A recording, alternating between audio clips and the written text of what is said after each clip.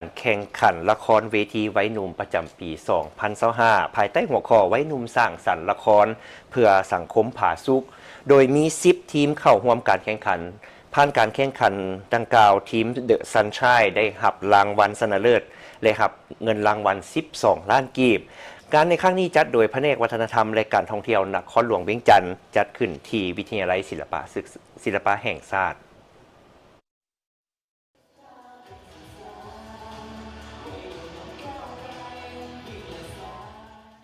งานในครั้งนี้จัดเพื่อสร้างโอกาสและส่งเสริมความสามารถของวัยหนุ่มในการสร้างสรรค์การแสดง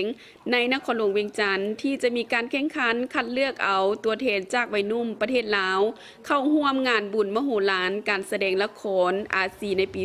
2026 อยู่ที่ประเทศบรูไนเป็นเจ้าภาพงานบุญนี้จะเป็นงานที่สร้างแนวความคิดและแห่งบันดาลใจให้แก่วัยหนุ่มที่มีความสนใจและมักฮักการแสดงพร้อมทั้งสร้างกิจกรรมภายในให้เปิดกว้างสร้างโอกาสในการแลกเปลี่ยนผลงานและได้นำเสนอผลงานการแสดงที่เป็นเอกลักษณ์ของตนกับนักแสดงต่างประเทศทั้งเครื่องอาชีพและมืออาชีพพร้อมนั้นยังเป็นอีกกิจกรรมสร้างสรรค์ทางสังคมที่เปิดสาธารณะให้เข้าชม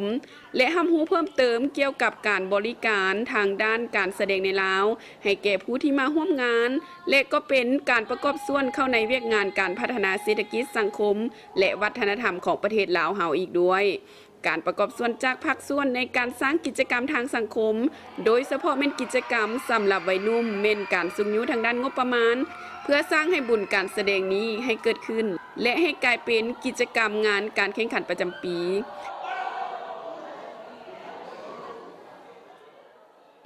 โดย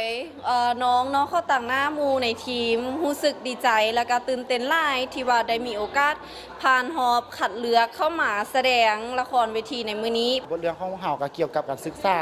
เพราะว่าการศึกษาในปัจจุบันนี้สังคมเฮากับนับมือนับกาวถอยหลังหลงเพราะว่าหลายคน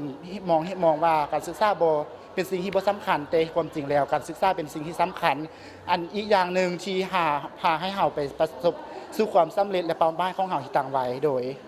การฝึกซ้อมของพวกเฮานี้ก็คือ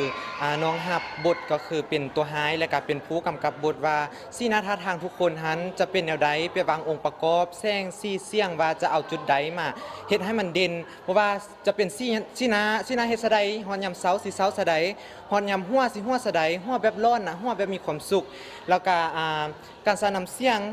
หนักเบาเข้ากับบทเรื่องให้มันกลมกลืนว่าบทเรื่องเฮานี้จะเข้มข้นประมาณใดถ้าบทเป็นแม่ความยากง่ายก็คือเฮาต้องแสดงอารมณ์นำเอาความบทที่เข้าถึงแม่ออกมาแสดงให้ได้อารมณ์ของมันว่าแม่แสดงท่าทางเป็นแนวใดความรู้สึกของแม่เมื่อลูกออกไปออกจากบ้านไปสู่เมืองใหญ่เฮาสิเป็นแนวใดความรู้สึกของพ่อและก็แม่การแข่งขันละครวัยนุ่มนครหลวงเวียงจันทร์ประจำปี 2025 มี 10 ทีมเข้าร่วมแข่งขันแต่ละทีมนำเอาความสามารถของตนบ่ว่าจะเป็นการแสดงอารมณ์แสงสีเสียงผ่านการแข่งขันรางวัลชนะเลิศอันดับที่1ได้แก่ทีมเดอะซันชัยได้รับเงินรางวัล12 ล้านกีบรางวัลที่2ได้แก่ทีมยุทธล้านสร้างได้รับเงินรางวัล10 ล้านกีบรางวัลที่3ได้แก่ทีมออโลแฟนได้รับเงินรางวัล8 ล้านกีบรางวัลสมเสยได้แก่ทีมดงโดคิวรางวัลป๊อปปูล่าโหวตได้แก่ทีมท่ายไปเทาะสดฟิล์ม